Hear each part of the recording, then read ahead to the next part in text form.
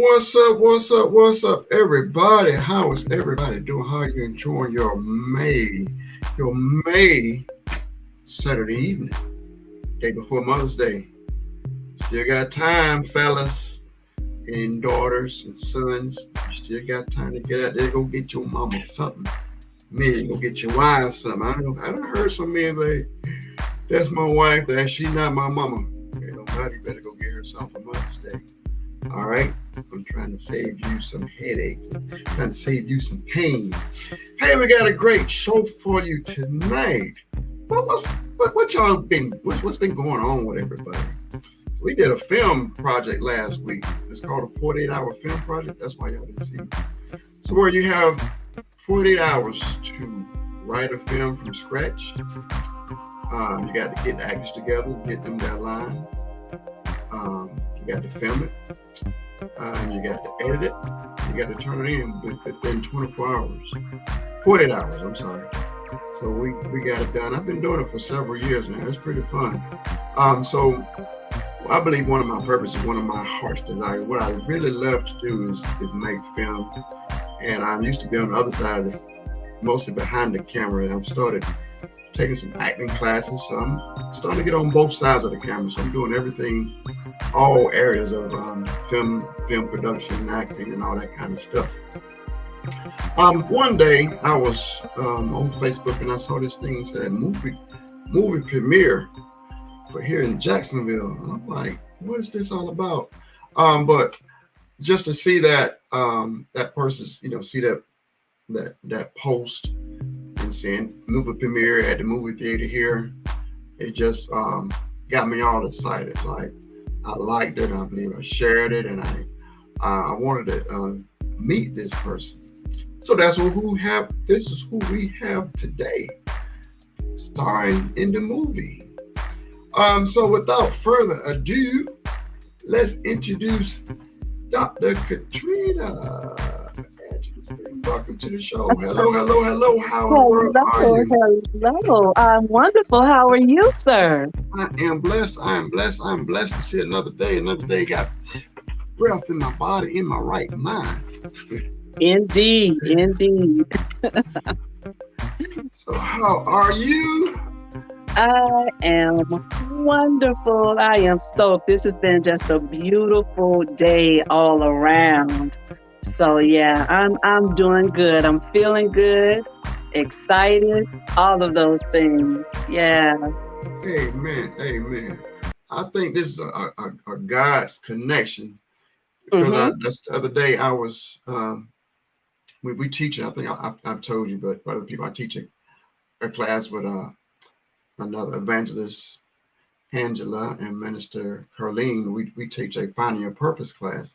Uh-huh. So every Tuesday we always meet and we really encourage each other and minister each other on the day before. Mm-hmm. And when we was wrapping it up, I was telling she and evangelist, she really like pushing on us. If we're going to teach a class of helping people find their purpose, we need to be Oh, showing people that we're doing it too. We're living it too. And I was wow. telling her different things, telling her about the movie, and then somehow, um, I think Minister Carlene mentioned you first. No, Mm-hmm. no, she mentioned the person who wrote the movie, wrote some plays. Yes, Dr. Sean Holland Powell, definitely her Yeah, and Eldafo okay, Latour. Yes, yes, okay, the dynamic duo. So yes. all right. She mentioned one, and then I was like, well, I saw this post, that what I just said, and I was like, I would like to have this person on my show. Mm-hmm. And Evangelist Carly, Angela's like, I know her. I've been knowing her for like 6 years. I'm like, Yeah. what? Oh man, I'm like, okay, Yeah. good. Let me get in contact with her. And I guess she had you to call me that same Hmm. night. So I said, I believe God ordained this and put this all together. I definitely believe that. If only you knew these steps that happened. Oh my gosh, it was something. So, okay. So May 3rd was my mommy's birthday. My mommy, she's in heaven now. And, this is an See? ode to her. In fact, I wore it in the movie, so it's Okay, shot, amen. yeah. Yeah, giving her. And so she was there. And I was just like, Lord, you know, it's like, gosh, I just wish she could be here. I just want to share so much with her. And she needs to see this, what's going on. I was just like, oh, I was really missing her and just saying, I said, Mom, you know, I just hope you just, you know, I hope you feel this. And then I had an assignment from my coach, because one thing about it, all coaches need to have a coach. So I had to complete my assignment. Her name, she's Michelle Speaks, by the way, and it was brilliant. And so after I finished my course, I had to send her an email, and it would seem like, and I was supposed to send it much earlier, but I didn't send it till that day. When I sent it, I kid you not, at 8:43. That's when I got the message from Angela. And now let me tell you why 8:43 is so poignant, because God always deals with me with 7s and 8s, always, every single time. So it was just like, oh my goodness, look at this. And when she said you want to, I was like, really, me? I'm like, okay.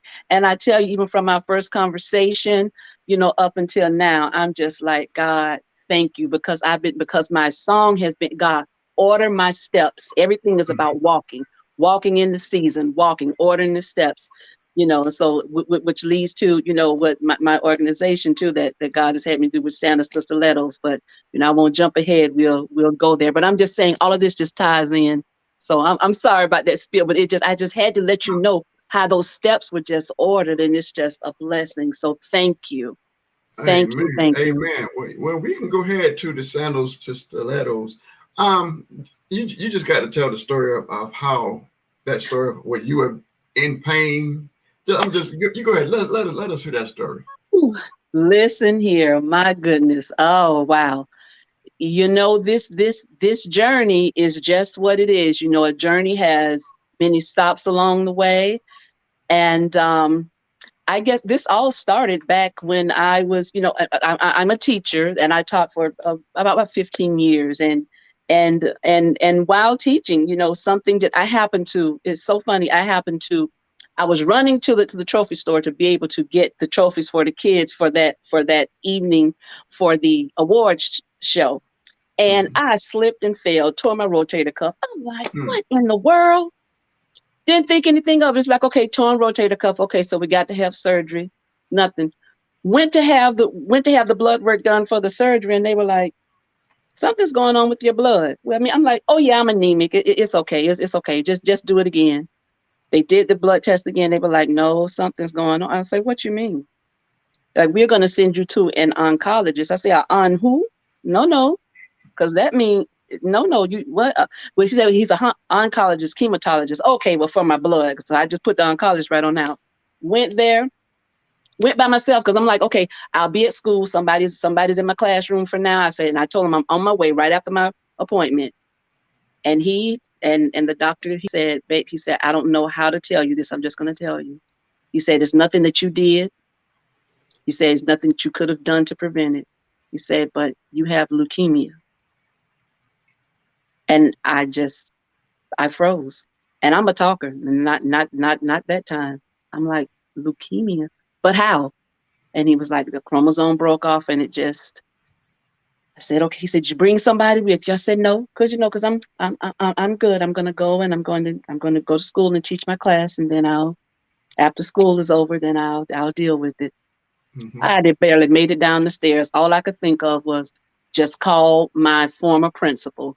And I called her. Her name is Curran Neal, Ford Neal, and she was all the way in Atlanta. But I just had to call her, and she cried and prayed with me, and just moving on along. So then I'm gonna go through it really quickly, So, that was discovered. She was like, "You can't go in there like I say, but my babies, I gotta go. I got to get it together." But she had my then principal meet me at the door, and they took me to the other side. I never made it to the classroom, and they just loved on me, and God really just had me in the right place to hear that kind of news. So fast forward, I'm like, I just don't know what to do. I don't know. My family doesn't know what to do. They're like, well, nobody's ever had cancer. Well, what are we supposed to do? So talking to a friend, they say, well, why don't you call Cancer Treatment Centers of America? I said, but we have a place right here. We have Mayo. It's like, yeah, but it's something they specialize. Now I've been seeing these commercials at night. years ago, years Hmm. ago. And I was just like, wow, look Yeah. at that place. I was like, oh man, they just seem like they have a cutting edge in the way that they literally had a ministry to the people. It wasn't just taking care of them. It was just different than anything I'd ever seen. Right. Called them, got in, literally got in the next week. Went there. It was like something I'd never seen. When I walked across the threshold, I kid you not, I felt a peace, and I didn't know why. I'm like, why am I? This is a cancer center. I didn't have cancer. What in the world? So it was just, it looked like a 5-star hotel. Went there, and they give you this binder, and then they give you this schedule. I mean, it was like you on a college campus, and you have all of these doctors that you have to see. Well, little did I know, my nurse manager told me the story. She said over the threshold there are scriptures, because when they were building it, they had a skeleton crew come in there and pray. And even in the foyer, scriptures and prayers written. So you going under the word and you walking on the word. Come on Wow. now. Wow. I was like, what in the world? Well, let me tell you, that was a 7-year journey. I had no, see, again, 7. You see that coming again. Yeah. A 7-year journey on chemo. I'm afraid. Walking with God, yes, but see, I know He doesn't give us the spirit of fear, but let's face, come on, this human side. So, Yes. yes, I was, because I didn't know what. And so I'd formed bonds with 7 other people. Again, 7 other people. I made the 8th.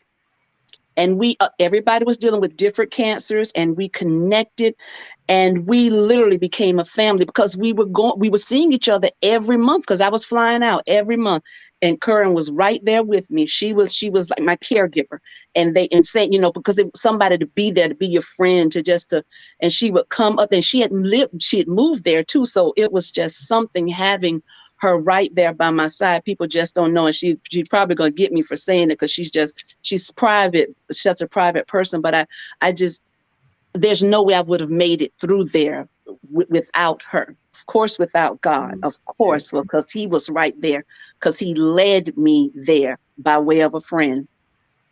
And that journey, it just taught me so much about me. I didn't really know the strength that was inside. But see, sometimes you can't always be strong, because sometimes the things that are too strong will break, it'll Right. shatter. So some things are not meant to be so strong. And I was one of them. I had to relax it, but I didn't have my mommy. I didn't, and my family. I have sister, nieces. They're going through their own thing. Like, what in the world? And they said they just didn't know what to say. I Right. guess they felt they had to say something special. It's like, no, you didn't. You just had to be there. Just be there. Just be there. And one by one, oh gosh, on this journey, I lost my friends. One by one. I kid you not. And I literally am the last man standing. I lost every single one of them. And I had just, in fact, when I lost Aunt Pansy and Jenny, I was at Aunt Pansy's memorial to speak on behalf of the people at cancer centers, to give their condolences, and their it was a letter that they sent to. Hmm. And while I'm there, my friend Jenny transitioned, and my friend Pam, she thought I knew. I told her I was out. She had called me. I was like, I'm out of town. I was like, I'll call you back. In her mind, she's thinking I'm in Georgia when I was in South Florida, because she thought I was there with Jenny, not even knowing. And when I got to call her, and she was like, oh my gosh, I thought you knew. And she hung up because she was in shock. And I was like, Pam, you've got to call me back. Long story. So Jenny was gone. So then there was Pam. And I still had Pam and Sammy. Then Pam made what she was. I was wondering why she was so adamant about me seeing her the next time we were at Cancer Centers of America. She was like, I'm out of town and I need to see you and da da da. So we met up and she gave me this blanket and these things. And I was like, oh, Pam, like, what is this? Is so wonderful. Little did I know she had decided she was just done with chemo, because every time she would get on chemo, she would get so weak she couldn't walk, and she just got tired of going through that transition. Now, for me, I never experienced that type of sick, because leukemia is not a pain, but what it is, it's all of your white blood cells are in overdrive, and they are just, and all it is just fighting. So it's fighting everything that's in your body, like everything. So I didn't experience pain, but I experienced fatigue and weakness and didn't want to eat and all of these things. And I'm just like, and there was a time where I just gave up. I told my niece, I said, because everybody's gone, so I'm next. I told her what dress and I stopped taking chemo. I stopped. And I was like, oh my gosh. But I had people encouraging me around. So fast forward, even in school, when I would be teaching, I would run out the classroom because of the chemo and, but the kids thought it was still because of my shoulder. And that's what I needed them to think, because I didn't want them to know. Right. But all of that. So fast forward. So now I've gotten through this. And then the next thing, so life is going on and I'm walking through and I'm like, okay, so I'm teaching and I'm going here, I'm doing this and that. And then the next thing, I'm like, well, what's going on with my back? And found out that my spine was greatly off balance. They had to lift my spine up and pull it back in place and then put bolts in it. Now, mind you, you see how I'm known for my stilettos, and I'm teaching every day of my stilettos, and because that's just what I did. I was just that teacher. I'm dressed to the nines, but let me tell you, but I'm a hook. It ain't nothing too good for my babies. It don't matter. Miss Price, I want to be like you. I want to dress like you. Then, baby, come on, let's get this reading done. We got to get it through reading, because guess what? Because every time they say something, I relay it back to school. Listen, you got to read, because guess what? Everything that you do is predicated upon reading. There is no career, there is nothing you can do without reading. Nothing. Can you think of one thing you can do without reading? There is nothing. So I'm like, get this while you can, get this. And this how Miss Braggs did reading. I read about stuff. I read about fashion. I read about shoes. That's how I know. I want you to do the same thing. That's how we do. I used to have a thing. I say, Eagles, let's get ready to fly high. And they'll say, we're about to fly high in reading today. Hey, get them hyped up about that thing. Because, hey, we're competing against videos, all this stuff. So I was that person. And doggone it. Couldn't walk. Having trouble. Had to go to the doctor. Found out I had to have back surgery. Back surgery? Wait a minute. I can't wear my stilettos? I can't wear my shoes. What? Went to that. In rehab, could not walk. And I said, now, God, now this ain't going to work. This will not work because of the pain, and this just will not work. And I'm telling you, I went through depression, all of that, just being transparent. People would see they see the outside. Right. And it wasn't the facade. It was that, you put on face to do what you need to do, and then you retreat. I was putting on face and retreating, putting on face and retreating. People didn't know, except for those who were really in the inner circle. And people shouldn't always know all of those steps and all of those struggles. Right. It's not for everybody to know.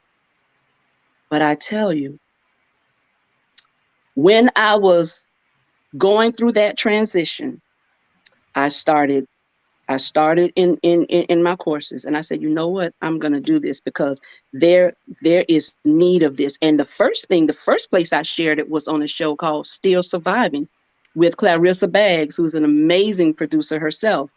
And I couldn't believe that I was telling that story because, see, think about it. I'm a teacher. I'm in the public. Wait a minute. I can't be weak. I can't let them know that I had went through depression. I can't be a depressed teacher. That's not right. You see? Yeah. And you keep hearing, no, but you're so strong and you're so this and you're so that. And it's like, you don't even know, do you? Well, if you don't know, you're not supposed to know. But in that, when I tell you, God taught me how to fight in silence. Why? Because he had to build. First, he had to break. He just did, just like when he was in the army. They were like, doing all these push-ups till you reach muscle failure. I'm like, why? Because you had to break them down to build them up. Come on now. And that's what he did. And so had I still been teaching and not not gone through this surgery, I wouldn't have been able to go through my courses and get the meat of what I needed to be able to minister to hurting women. And I'm like, but why did I have to go through it? Why did I have to go through this? Because I lost it. Okay, I already went through cancer. I lost my friends. I lost so many things along the way, and not just things and people, just all this loss. What did I do something wrong? That was my question. Right. What did I do? But it wasn't what I did. It was what he was doing. It was what he was doing. And that showed me, that journey taught me to use that, because when I spoke on other platforms, people would come to me and tell me how it blessed them. How? Why? Like, because they felt like they were by themselves, or they didn't understand the journey. And I said, and I'm still journeying, because he's giving me chapter after chapter. I'm like, well, God, how many chapters you gonna give me for this book? It's like, I'm good. You gave me enough. I have more than enough. But he's still teaching me to remember. But I'm your dad. I'm your dad. And it's not what you say, it's what I say. Amen. You say that's me. You say you're gonna lean on and depend on me. Well, let me see. So he put me to the test. And let me tell you, I didn't always pass. Now look, now academically, yes, president's list, all that stuff. This journey over here, F's. Got to take it again. What? So look, you either gonna pass this class or you gonna keep taking. I'm like, okay, whoa, okay. No, okay, then, all right. I surrendered. Here you go. And he did that. So that's the thing. Sandals to stilettos. That the name in itself is transformational. And I'm telling you, and I got a healing, complete, because I was just I never knew that pain could be like it was. Like, there were just some days I was just like, God, just let me sleep away. But I'm telling you, but not so, because there was a call and there was a journey. Mm-hmm. And I went to CREPA, and that was a recording for Luke Shumpert, and was also a communion service. And it was something something broke, like that song by Kiara. Something has to break. Something broke. I walked in there with a walker. Do you hear me? On a walker, dependent on it. Can I tell you, I walked out in my stilettos? Can I tell you? I know. I'm sorry. I'm talking your ears off. You got to open your mouth, tell that story. Listen, I was like, because I didn't even realize it, because I would sit down, because what I did, see, being who I am, see, I had my big purse, I had the sandals in there, so I walked in, look, on the walker with them stilettos on, then I took them off and put them sandals on, so because I knew, and just threw it out, every time. Now, I'm standing up, find myself standing up, and then I was like, wait, I've been standing up longer. I'm like, okay. So I was like, oh no, let me sit down, because I don't want to mess nothing up. But I couldn't sit down. The worship and the praise that was in that place, he met me there. He met me. Oh God, he met me. And I'm telling you, I'm talking 3-inch heels with no walker. The walker, I left the walker up there to the front and walked out. So I said, God, he did that. And I'm telling you, and it was not 20, it was 23 days later, I got a speaking gig with an organization, and I didn't know. And she said, and she's the theme was, everybody that comes with you can't go with you. And my God, don't I know? Man. Come on now. And God gave me the words to say, because I'm like, I don't know what you, because it's by Him. That's why I tell people I'm an inspirational, motivational speaker. If I can't, if it ain't predicated on God, I don't know what you want me to do, because that's what I relate to. I'm sorry. Because it's not about it's not about religion, because religion starts wars. It's about relationship. So, and it's the relationship that gave me the unction, that gave me the words, that gave me the story, that built me. I didn't do this by myself. That built me. And the opportunity even led to even meeting Dr. Sean. I knew her always, and we were in touch, but not this side. But again, she was receiving an ALCAM award, and at that time, I was one of the Facebook Live MCs, but God had me speak a word to her before she even went up there for the award. And then afterwards, we everybody's cleaning up, and those of us that were back, we just started singing, and the power of God fell. The power of God fell. Do you hear me? And next thing I know, God was speaking into her spirit, and she was already writing a play, and she was writing Until You Do Right by Me. Mm-hmm. Next thing you know, we were integrated into that play. And that was the play, and that play sold out the Ritz the second time. She is the first African-American woman to sell out the Ritz Theater. And she's so humble. She's so humble. But she would always tell all through rehearsals, look, this is God's play. This God. No, God said we need to do it like this. I mean, and sometimes the lines would change. You'd be like, we just learned this right here. She said, He just changed it. I'm telling. It was truly His. All of that work was truly His. And I know I'm just putting together, but that's how the tie just came. And even, with me, it was like, God, you got to do this, because I don't know how to be a coach, a life coach. Not only that, a master life coach. Master, God, I sure have a master life, but you've mastered allowing me to guide your feet. Because if He's guiding my feet, then He's guiding everything, is He not? Steps order, tongue order, mind order, everything. And here we are. And He blessed me to be, and I went in auditioned for the movie on the 8th, January 8th. My birthday was January 7th, January 8th. That was my birthday present to me. And look at that, end up with a part. And can I tell you that my audition number was 3-2. It was 3-2. Yeah, it was 3-2-2. What's that? 7 again. I was done. I was done. So yeah. Well, so it looks like you were already walking in faith to be able. You on a walker, and you were putting stilettos in your bag. That's a level of faith just to even to do that. Amen. So you was expecting something. Exactly. See, I went with an expectancy. You see that? Wow. Absolutely. Absolutely. Went there with an expectancy. And I tell you, with the movie, this is, I mean, it's just,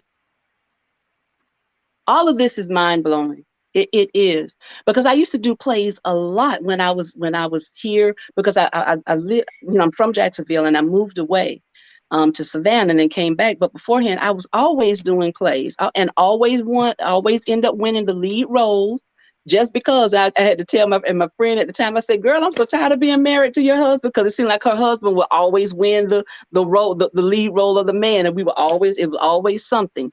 So so this has just been it. And so this was spoken as well. But He kept me humble. He kept me appreciative, always, because I never take anything for granted.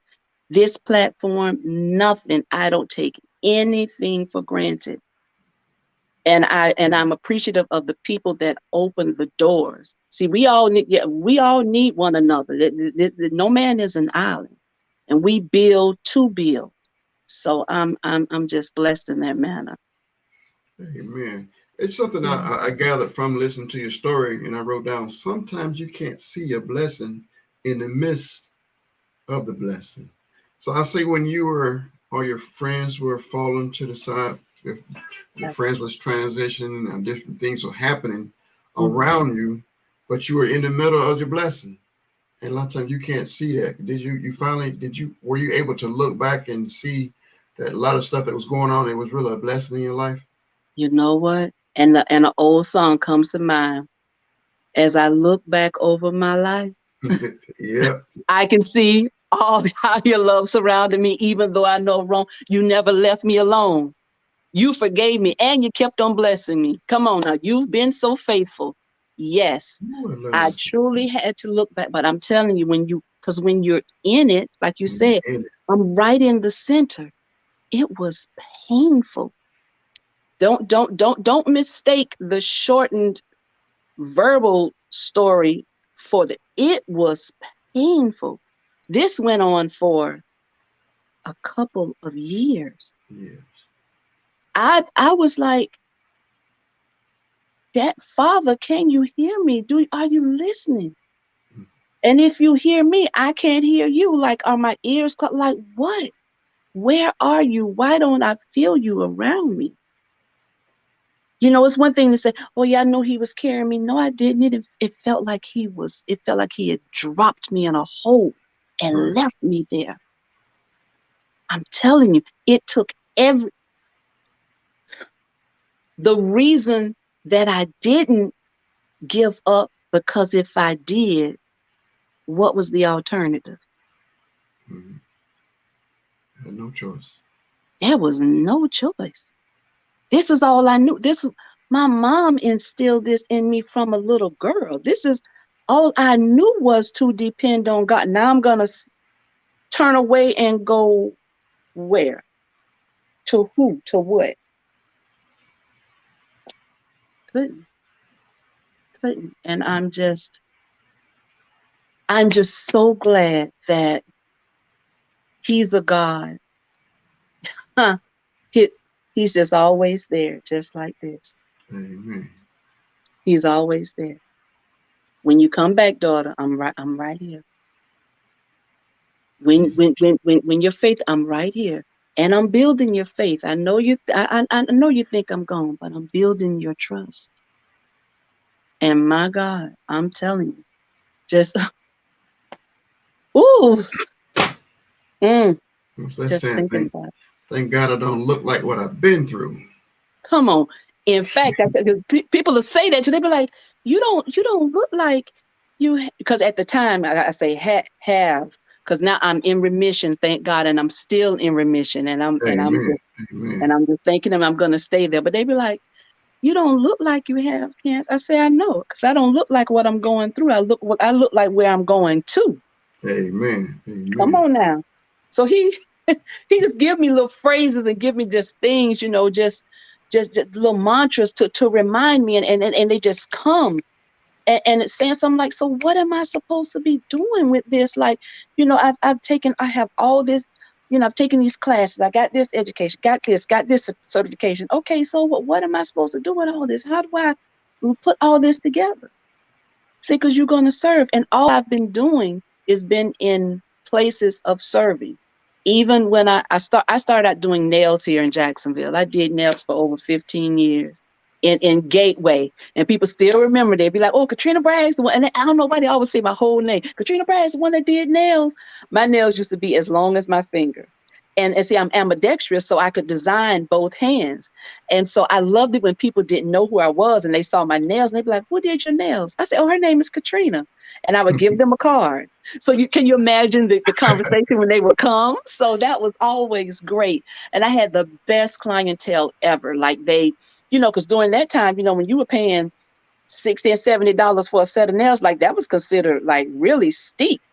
but people were paying it, and they and not only that, then they tipped me on top. They're not expecting discounts, not I mean, just the whole thing, and then they bought me such nice gifts, and they would come in and bring me lunch, just because that was their time and it was therapeutic. And I say I wasn't a talker, because that's their time. So you listen, you interject, and you keep on moving, because that's their therapeutic time. And, Okay. and God blessed me with a great clientele. And even when I moved Savannah, I still had to come back and do, like, it was like the last group that was holding on, but they had been so faithful. So I sublet a place. I said, you all gonna have to find somebody. I'm not gonna be able to keep coming back. But that's just how dedicated they were and how wonderful they were and how I felt about them. So God has really, he has been, oh my gosh, the center of everything, even when I felt that he wasn't.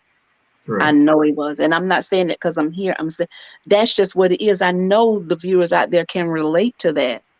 Because like you said, you can praise him when it's good. You're in the joy, you happy and stuff, but in the midst, when you feel like you on that boat and it's rocking and rolling and he's sleep.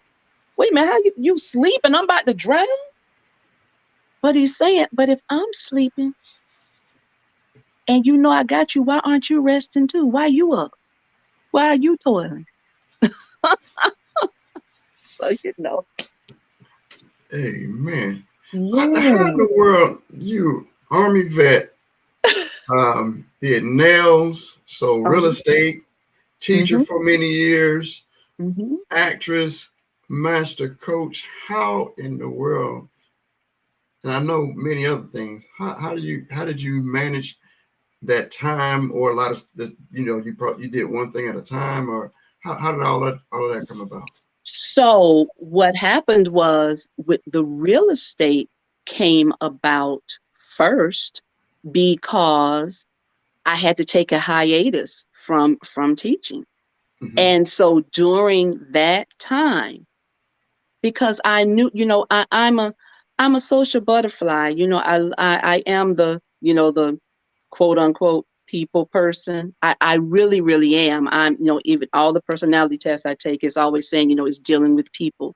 So what better way than real estate? And I was at um, a great agency with them, and but I didn't quite sell as many homes as I thought I would, because it's hard to break in there, but many people are doing it, and still, but I am still licensed today, that hasn't gone anywhere. So um but I used my, how would you say, I used my valley times wisely, because when I Okay. was in that valley, I had that time to study for the real estate test, go out and do it. Then the next valley was the surgeries. So during that time with the surgery, again, a hiatus.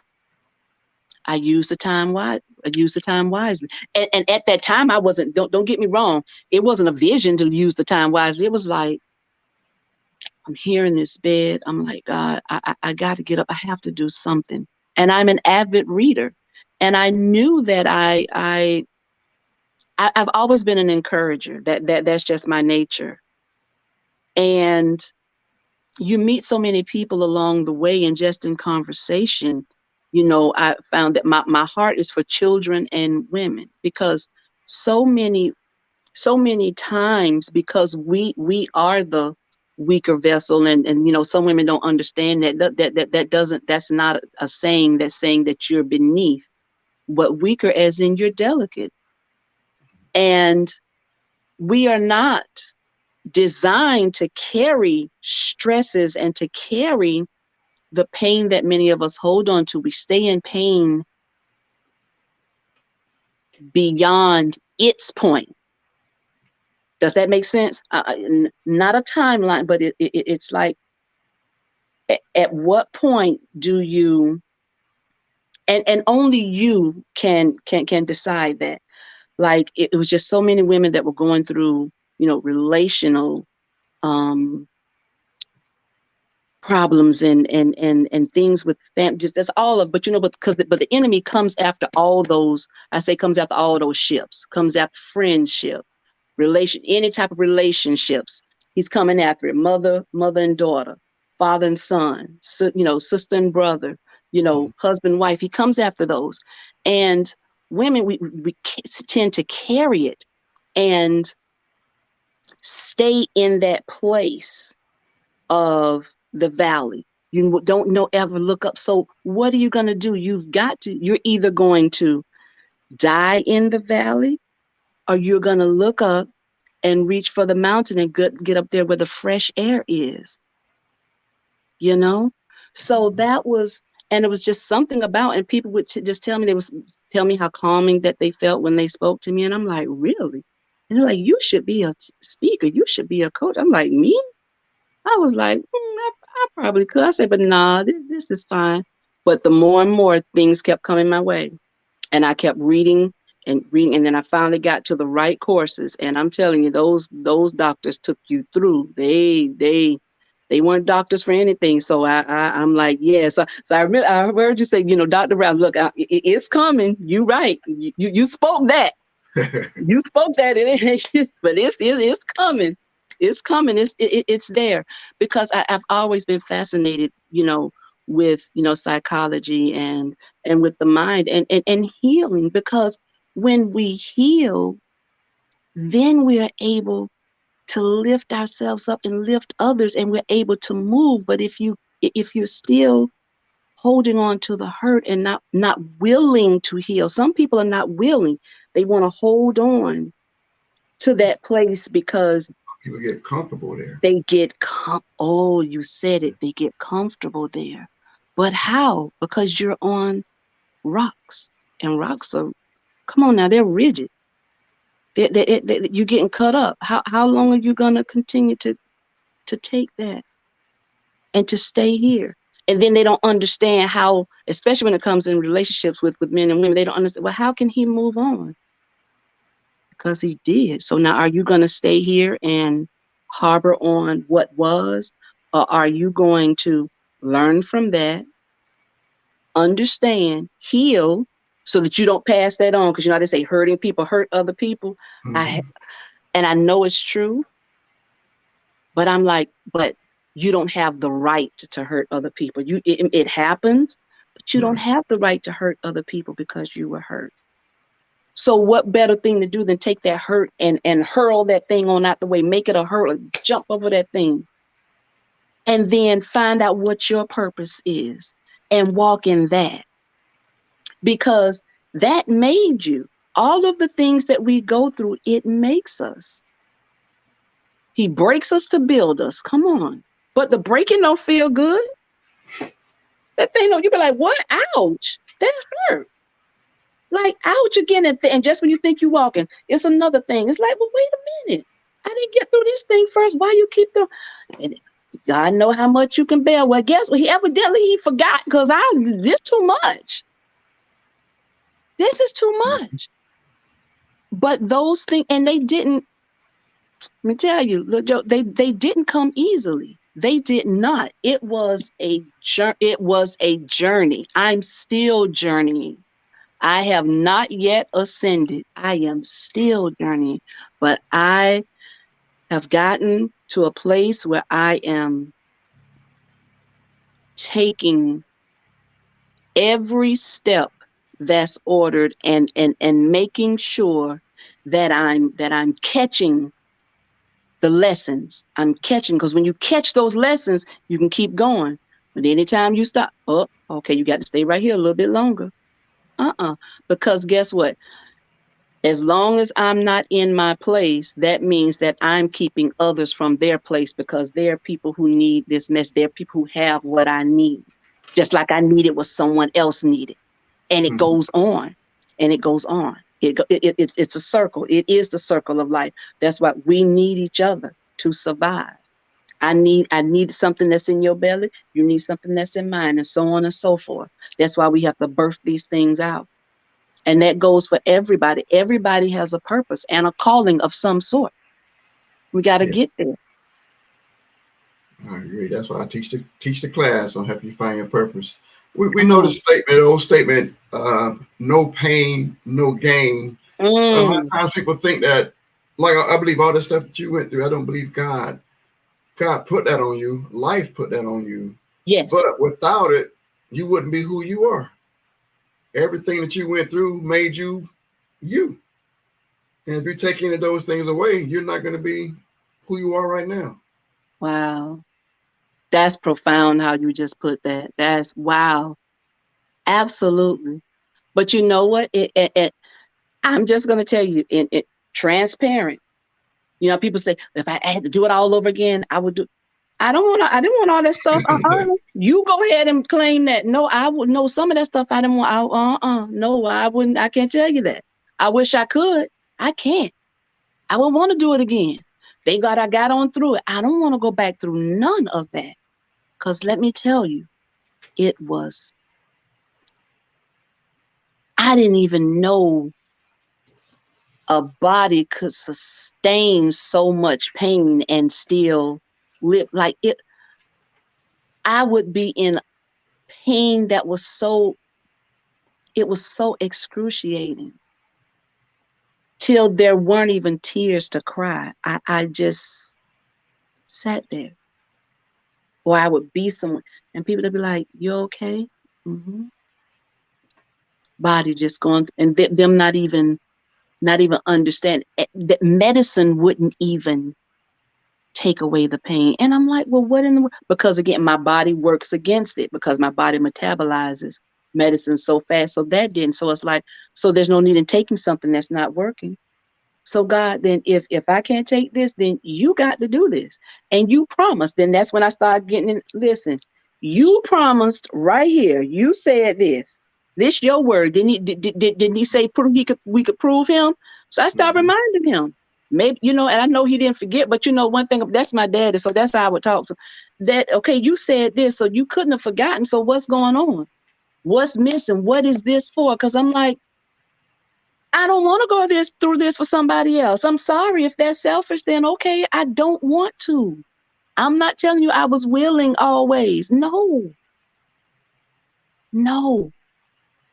But sitting here today, right now, I have all of that experience to draw from life. I couldn't have read that in somebody's book. I had to know that. I had I had I had to experience that because when you can relate, see, it's one thing to read it and be like, oh, so I read. Now, which one has more weight? I read or I felt? I read, I experienced, I understand, I empathize. Because no, I don't know what yours is, but I'm saying to you, but we're in that same room, and I'm saying I can empathize with that. And I get where you're coming from. Sometimes people just need you to get them. And that's what Sandals to Stilettos is built upon. That's what this whole journey. And I am just one of, I go back to the movie, I am just one of the people. Let me tell you, there's some wonderful local talent here. Wonderful. And that's what you're going to see in this movie. On May 19th. Doors open at 6:30 and film rolls at 7:30. And when I tell you something, see, we have had this hidden jewel here for the longest. She hasn't just come on the scene. Adolfo hasn't just come on the scene. Film Mhm. a writer, producer, he does film, actor himself. Dr. Powell been writing for years. But now, see, California has Hollywood, but we have Holland Wood. Come on now.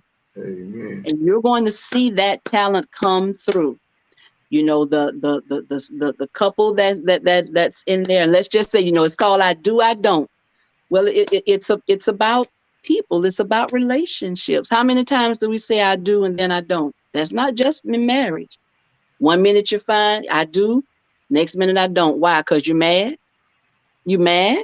you're that angry that that our relationship is going to be severed because of something you didn't like. Is communication. It goes back to that. Communication, period.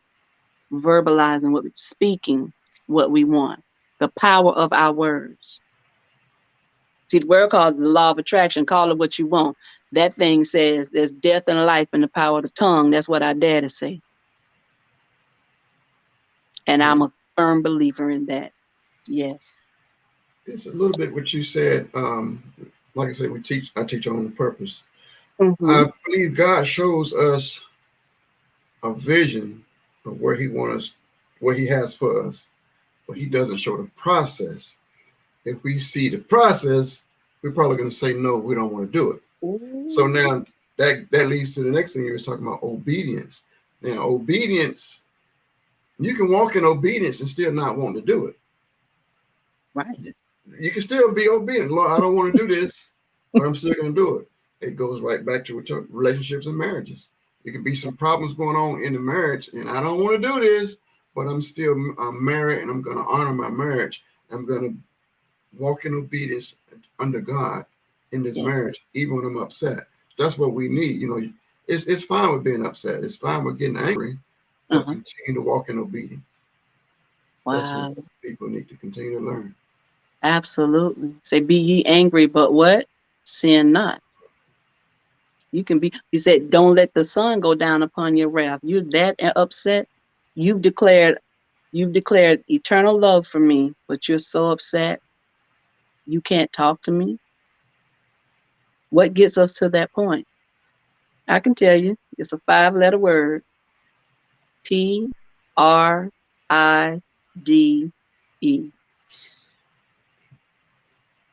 Big word. Come on. Hard word to overcome. Hard word to overcome. Those 5 letters can cost us our relationships. So look at that. So you're gonna lose double for this. Why? I'm sorry, carries so much weight, and not one of those. If I did anything to you, I'm sorry. What is that? See that look when you put that word if right there, you're not taking ownership. And that's another thing. People don't take ownership of their stuff. Yeah. You have to learn to do that. There's a right way. People will claim to be communicators until it's time for them to communicate.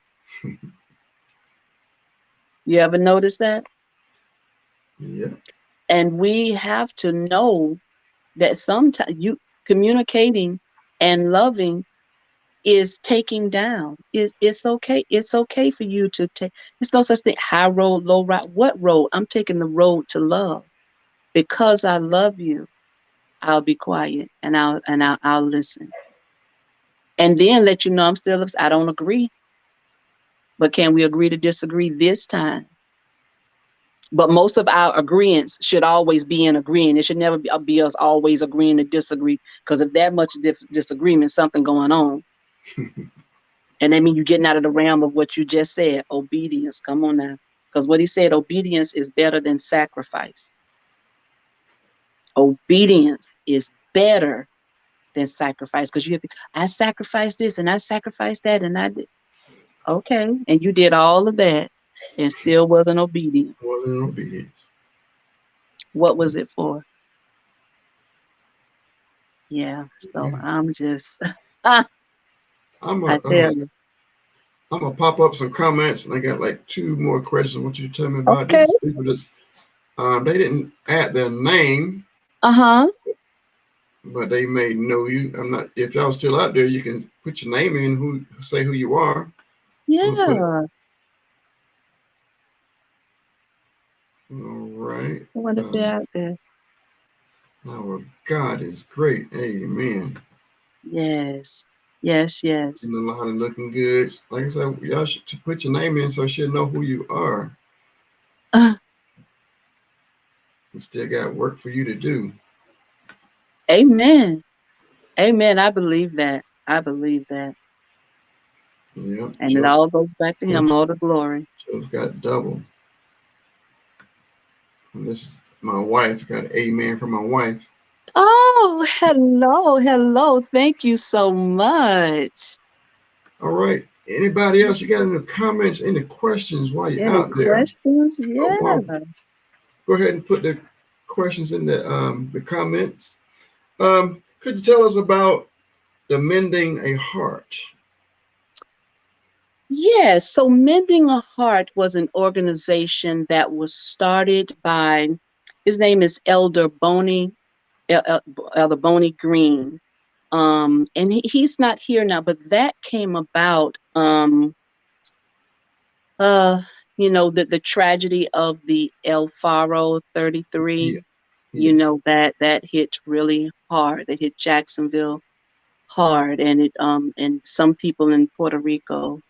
Um, and so God gave him that vision, just to minister to those families, because he and his wife, they lost their son as Okay. well on the El Faro. Okay. And so that was birthed through him. But he has since moved away. So that was a while ago, but I was, working in the background. And again, see, just helping. I would do flyers, I would write up things, I would, put statements and things together like that. Just, because I thought it was so profound. And I'm sure he's probably continuing with that, but that mending a heart, it just, because those people, I mean, when you have nothing, you have nobody to, bury who. They don't have anybody, they didn't get that closure because everybody was, lost at sea, and it was just hurtful all the way around. So that was a hard time for Jacksonville and Yeah. those families, and even some, and all of the people weren't, because there were some people that were even, from out of the country, that were lost on there too. So it was something. So I had the honor of serving in that capacity, with that particular Okay. organization. Hmm. All right. Thank you. So I want to ask you about. Well, first, did Santos Tostados, did that come from when you were hurt, or how did you come up with that, and what are you doing with that organization? Okay, so yes, Sandals to Stilettos came out of pain. It Hmm. came out of pain because I was knocked down off of my stilettos to sandals, and I was dependent on someone else to help me. Literally, um, I had to be taken to doctor's appointments, to therapy, and talk about therapy, and therapy was grueling because they had to make you do what the body didn't want to do, even from the hospital. Like the first thing they want you to do with back surgery is to get up, and it's like, get up, no, but you have to, because you got to start moving. And it was like, I said, God, I would just rather do anything else except walk.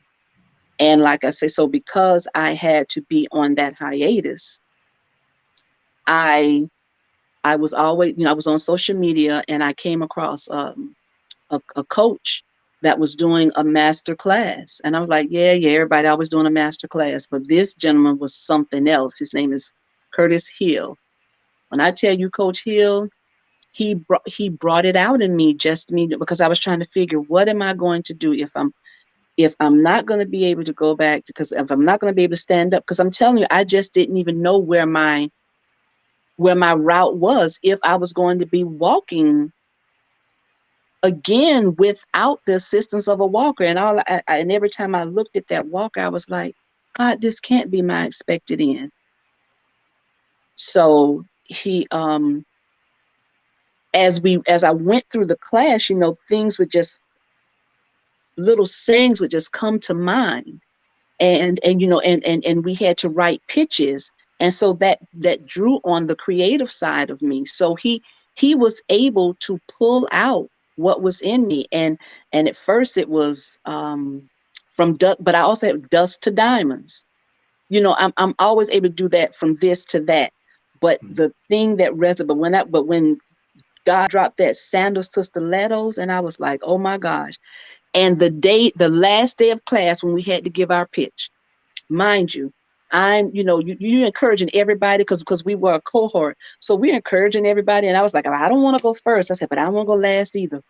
And so I was like, okay, and so, so it's just, all right, you got this. Go ahead, Tia. So then one of the other ladies, she spoke, and then we just encouraging. When it came time when it came my turn, the computer blanked out. So I got kicked out of and I'm like, okay, so I had to hurry up and try to get it put back in. Then the lawn man came. So then there was another, I said, and I just got aggravated. I said, I'm like, y'all, I'm not doing this. They were like, oh, yes, you are. And so I was like, just forget it. Listen, I had on because I'm so type A when it comes to things. I usually have my little index cards and everything, and it was color coordinated, and I was just ready to just wow them. Can I tell you, all that went out the door? No car, because because the cars got out of order because I'm trying to move the computer, and I was just like, and Curtis still made me do it. And he said, you're gonna present. He said, so introducing, and so he gave his intro. And when I finished my spiel, can I tell you, every single person was in tears, literally. And he stopped the interview. He said, wait a minute, stop. He came out of character. He said, wait, stop, wait. He said, look at all the people on this recording. He said, and you were going to deprive them of what you had to say. And can I tell you what I said? That I don't know, because it came to me. None of what I planned. It came to me. What God planned. What he planned. See? What would they say? You want to make God laugh? Tell him your plans. None of that. And I'm saying but you, of course, it was him that did it through me. I'm just a vessel. I'm a willing vessel. And I truly, truly meant what I said when I said, God, you can use me. I'll go. Just show me. But what did you say? If he showed you the process, you're not gonna want to do it. Because if I had to know how to do all of this to get to sandals to stilettos, I'd be like, nah, that's all right. I don't have to be a speaker. They can have that. But no. So that it was born. So it was literally, I had my own personal sandals to stilettos experience. It wasn't enough just for me to have that out there and going through. He said, no, you're going to have one. Because how am I going to relate to a person that's had one if I haven't? They need to, when you're speaking to people, they need to know that you are there with them. Mm-hmm. It's not, oh, well, you did this and, you may have, we, because sometimes, and a part of that is learning how to give. Let me give a little nugget. One of those things is learning how to give yourself a yes and others a no. How many times do we tell people, yes, I'll do this, but you really wanted to say no because you didn't want to disappoint them. You didn't want to come up short, but you're poured out. So if you're constantly pouring, if your cup is to the side, are you holding anything? Because as fast as it's going in, it's coming out. And many of us, we've had our cups turned to the side. So part of that processing your pain is learning to give yourself the yes you deserve and the no. And the no is not a negative, but it's no for now. Just no for now. No for now. A lot of those yeses is leading to sacrificing where you shouldn't have to sacrifice, and sometimes leading to disobedience when you're trying to say yes to everybody. You say yes to God, and then you say yes to 10 other people. Yeah, well, you're going to be in disobedience trying to please all those other 10. You got to say yes to God and stick with that. Yes, sir. Yes, sir. Indeed. So yes, it was definitely birthed out of pain. And when I tell you the revelations that he gave me through this, because had I not gone through that situation, I wouldn't have earned those certifications because I wouldn't have sat still long enough to. See, that was my Yeah. still time. Ooh, It's just fun. I met a guy today. I do video photography. I had to, but anyway, long story short, I just met him. He said that he was limping. He was walking with a limp. He mhm. said, I think God is the one that causes injury to me. He said, I don't want to blame God, but I think God did it. He said, because he was, I don't know if he want to tell the story. I'm trying to disguise the story, but he Okay, was doing a whole lot of work. He was doing a lot of okay, work and he was okay, enjoying the work. But then when he got hurt, he couldn't do that no more. But okay. then he said, while he was hurt, his leg was broke up in the air, couldn't do anything. He was able to think and focus on his purpose. And now he was like, this, I did it. I'm making, Mm, he's work. The plan is in motion, and mm-hmm. it's gonna turn to hundreds of thousands of dollars and to millions. The Wow. process is working. If he hadn't broke his leg, he wouldn't have started it. You So see he's them? like, I thank God broke my leg to get me on this path where he basically his purpose. And he was See? like, he's happy. He's not even upset. Like, I think God broke my leg, and I'm glad He did it. Well, like I said, that's why sometimes you can be in that place. Yes, I don't believe God broke his leg, but Right, he's in the midst of a blessing. He was in the middle right. of a blessing with his leg broken, sticking up in the air. He's finally been able to be quiet and be still and listen. Mm, And God opened his mind up, and now he was able to see it. All yeah. the distractions were out the way. Now he see it. Now he's so excited that he sees it and he's walking in it now. And Wow. that's a good place to be. But like I said, in the midst of it, when he was in the middle of it, oh, my career is over. My leg is broken. I can't do what I was doing no more. But God Right. was doing his thing.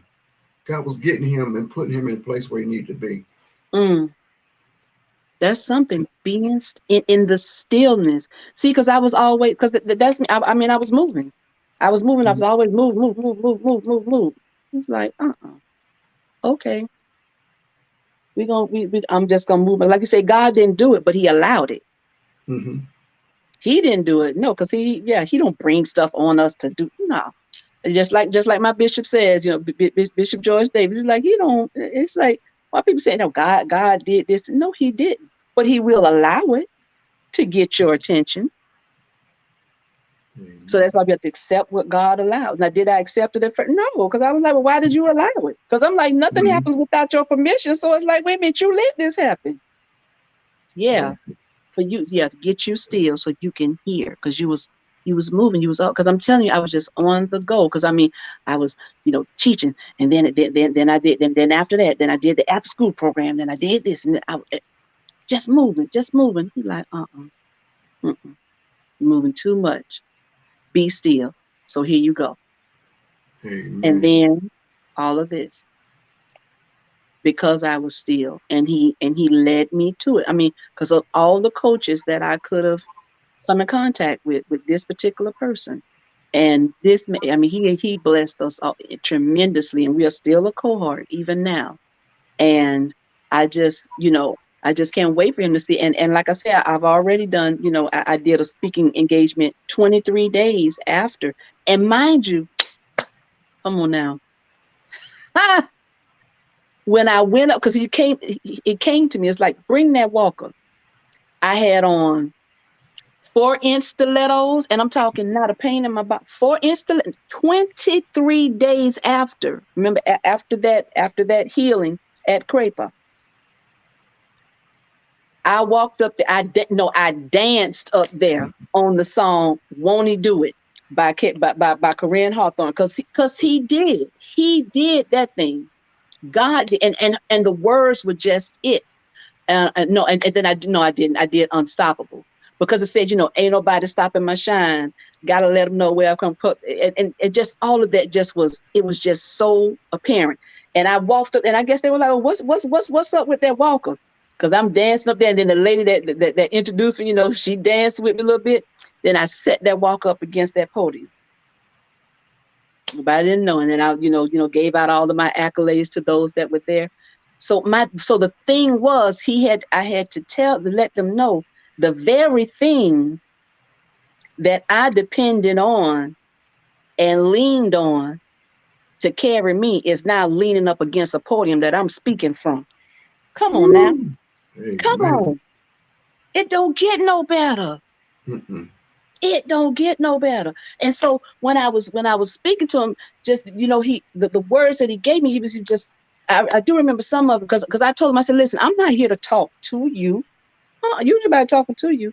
I said, we talking to get this a conversation. This not me speaking this with me. I need y'all to be with me because it's us going through this. This is not me pointing to you. No. It's us. And the thing is, when she said, everybody that comes with you can't go with you. So that's saying, how many times have people started out on a journey with you? And then, I don't know, there are a lot of enemy come in, jealousy or something because you're moving and you're excelling. But you're right there too. But it just seems like you're just further ahead. So then now they're looking, and now they're either trying to hold you back or trying to sabotage. Why? Mm-hmm. Yeah. So see, you can come up to the door, but you can't go through the door. How many of the disciples they had been with Jesus all that day, if you recall, and the woman with the issue of blood. Now she knew she wasn't supposed to be outside because she knew she was risking death because she was unclean. But in her mind, she'd already made up. Listen, I done spent all my money on all these doctors. I have nothing else. But I did hear about this. I did hear about this Jesus. He ain't got to see me. I ain't got to shake his hand. If I can just touch the hem of his garment, just touch it. I ain't got to be seen. Jesus walking through, and and he said, "Oh, somebody." Here go these disciples. They walking in flesh. Oh, Master, everybody touching you. Come on. They trying to rush him along because they want to get where they want to go. So they rushing him. He said, "Wait a minute, no, Virtue went out. No, that was a different kind of touch." And what did he tell her made her whole? He said, "Your woman, thy faith, your faith, you came here in it, has made you whole." Well, by that time, because it's in a time with the thing with Jairus' daughter. So now they're saying, "Okay, I'm coming. She real sick. I don't know if you're gonna make it." And as he was still going, then they got the news she died. So they're gonna try to detour him. Well, she dead now, so come on, let's go on over here. He said, "Wait." He went on there, but when he got there, what did he do? And they went to go crowd in the door. He said, Say, "Peter, you come on. John, you come on. The rest of y'all." Why was it? See, so they got to the door, but they couldn't go through the door because they weren't in the spirit. They weren't the right ones. Yeah.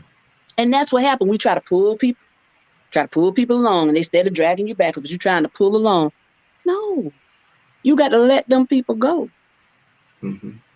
So that's the thing. I mean, with anything, it's in all our relationships. We have to do that. So I'm just Lord. I tell you, you see, I'm gonna talk because it's just so. I'm just so full and so thankful and so grateful. I mean, I really mean that. I'm just like, it's honored and humbled. Because God knows I never would have thought that I would be here this time in this place. You couldn't have told me that. Amen. So while we're thanking God for your remission of the leukemia, I want to have my brother-in-law. Okay. This is the truth. He had stomach cancer, and just recently he had his stomach removed to remove the cancer. So we are here praising God. We thanking God. What's up, bro? I don't know if you're still up there.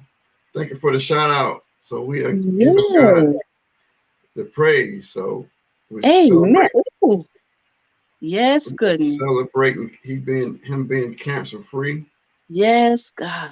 Mm, God will do it. Thank you for stopping by. yes. Wow. See? God is doing. I got Ooh. more all Mm, the time, not this season. mm, Amen. mm, mm. Amen. I really thank you. What a show. You got a story. You got a story. So just let's hit the movie real quick. Let us know about the premiere. The Yes. premiere that's about to happen is sold out. You done sold out what, five? Five. Five. Done sold out Five. five theaters. Yes. Yes. The number of grace. Five. Amen. Listen. Jacksonville, this is it. I do, I don't. Let me tell you, this movie here is going to put some things in perspective. Let's just say, when you say I do, you better know what you mean. When you say you don't, it could cost you everything. That's Ooh. all I'm gonna tell you. Listen, the red carpet movie premiere, May 19th. Doors open at 6:30. Reels roll at 7:30. Five sold out theaters, Jacksonville, because of you, because of your support, because of you believing in the dynamic duo, Dr. Sean Holland Powell, Adolfo Latour. Listen, up and coming. I mean, just running things here. And see, they've been working in the background. You don't see them all the time, but let me tell you, these are two people that you definitely want to know. So listen, you need to get them on your shows. Listen, you need to find out what's going on with them because they are putting Jacksonville on the map. You have wonderful local actors and actresses that are going to blow up that screen. It's going to be plenty, but you're going to be like, oh my goodness, I didn't know. So listen, it's sold out now. So I can't say come out. Those of you that have it, when we tell you, when you see those posts and we're telling you doing the countdown, that's not for hype. That's what's happening. It's real. So come on out and you know, those of you with your tickets, you know, they'll shout it out to you May 19th. I'm Yes, gonna be sir. there. Yeah. You're in the place. You're in the place. That's what's up on the big screen. Got the big screen. Do you understand? 5 movie theaters. Yeah, Wow. yeah. But you know why? Because she has always, Dr. Sean, always, everything she does, she said, this is God's play. This is God's movie. This is God. This belongs to God. I don't know how we're going to do it. I don't know what we're going to say. Depends on what he says. That's how she writes. He gives it to her. This is not her. This is not something she went and found. He gives her, he downloads that thing into her spirit. And she's so humble and able to listen and hear. And I'm telling you, that combination, she can lose. And if you connected to it, you can lose. So yeah, it's gonna be major. Jacksonville being on the map. Hollandwood right here in Jacksonville, Florida. Jacksonville. Yes, All sir. right. All right. I thank you, for joining me this evening. Have a happy Mother's Day. I hope you. What? I'm gonna ask you before you go. Okay. I'm sorry. I've been hearing about several people. They are sad because the ones who lost their mothers. Yeah. Getting worse for those who are hurting that they hate to celebrate. They don't even want the holiday of Mother's Day to come up, or they don't know how to deal with it. Yeah. No, I'm glad you asked me that because my mother too is no longer here. But you notice that I brought her with me in this interview, even in the movie. I have her with me right here. Honor her by the wonderful memories, being thankful for the mother that you had. I'm not telling you what to do. I'm suggesting to celebrate the beauty of the mother that you had, of the grandmother that she was to your children, of the person that she was, knowing that you are a result of her love. Amen. All right. I appreciate that. You stay right there. I'll be right back with you. Okay. Again, thank you for coming to the show. Indeed, it was an absolute honor. Thank you for having me. All right, thank you. All right, everybody. That's the show. Oh my goodness. Oh my goodness. If you came in late, you better go back to the beginning. This is a great woman of God. Great. She's done so many things over her life. Like I said, I'm still trying to figure out how in the world does she have the energy and the time to do all those things. Like I said, watch the show again if you didn't catch the whole thing. And I hope you see us. Not see us. I'm not going to be there. I'm going to be at the theater, but I hope to see y'all at the theater. If not, you didn't catch it this time, I know it's going to be another time for you to see it. So, thank y'all for watching.